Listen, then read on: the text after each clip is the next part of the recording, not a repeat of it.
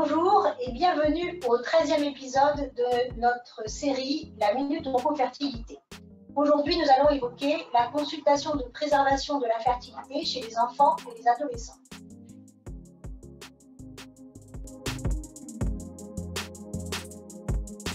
Tout d'abord, comment se passe une consultation de préservation de fertilité chez les enfants?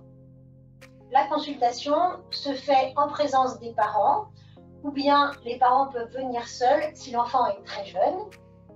Il existe des livrets d'informations qui sont téléchargeables sur le site des SECOS qui expliquent à des enfants en bas âge à quoi correspond la conservation de cortex ovarien ou de tissu testiculaire que nous vous encourageons à leur proposer de lire avant de venir nous rencontrer.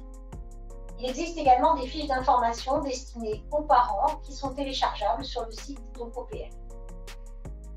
Lors de la consultation, nous allons délivrer des explications adaptées à l'âge sur la technique qui va être proposée, comment se passe le prélèvement, comment se passe la congélation, quelles analyses sont réalisées sur les tissus prélevés.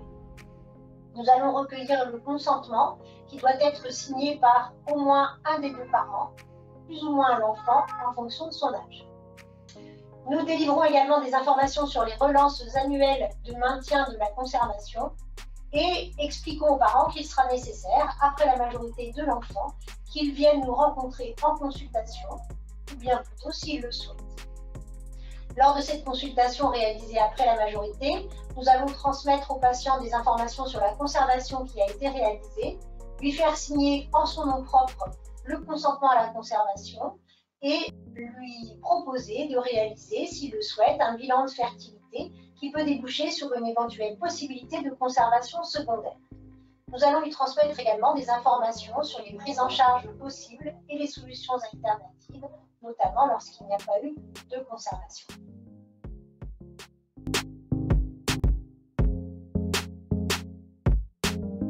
Concernant la consultation de préservation de fertilité chez les adolescents et les adolescentes, celle-ci va être réalisée dans l'immense majorité des cas accompagnée des parents si l'adolescent est encore mineur, mais nous organisons toujours une consultation en deux temps pour préserver l'intimité du jeune patient et éviter d'aborder des sujets qui pourraient être gênants, soit pour le patient, soit pour ses parents, notamment en ce qui concerne les modalités du prélèvement de sperme par masturbation.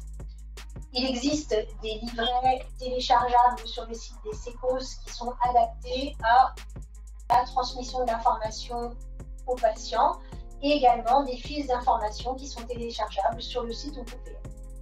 Lors de la consultation, nous transmettons des informations sur la technique de conservation qui va être proposée, à savoir la vitrification ovocytaire ou la congélation de cortex ovarien chez la jeune femme, et chez les jeunes hommes, la congélation de spermatozoïdes éjaculés ou éventuellement de spermatozoïdes testiculaires prélevés chirurgicalement.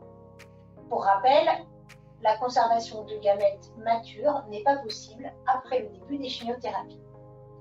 À l'occasion de cette consultation, nous allons faire signer un consentement à au moins un des deux parents et au jeune patient, consentement à la conservation des gamètes, et transmettre l'information sur l'existence de relances annuelles pour le maintien de la conservation. On donne aussi l'information sur la nécessité de réaliser une consultation après la majorité, ou bien sûr avant, à la demande du patient. Lors de cette consultation, nous transmettrons les informations sur la conservation qui a pu être réalisée. Nous ferons signer un consentement de patient majeur au jeune patient et lui proposerons la réalisation d'un éventuel bilan de fertilité pouvant peut-être déboucher sur une conservation secondaire.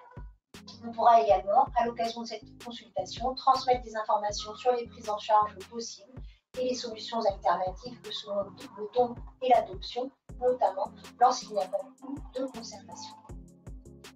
En pratique, nous sommes à la disposition de vos patients et vous remercions de votre attention. N'oubliez pas les autres épisodes de la 4e partie déjà disponibles sur notre site www.oncopl.fr.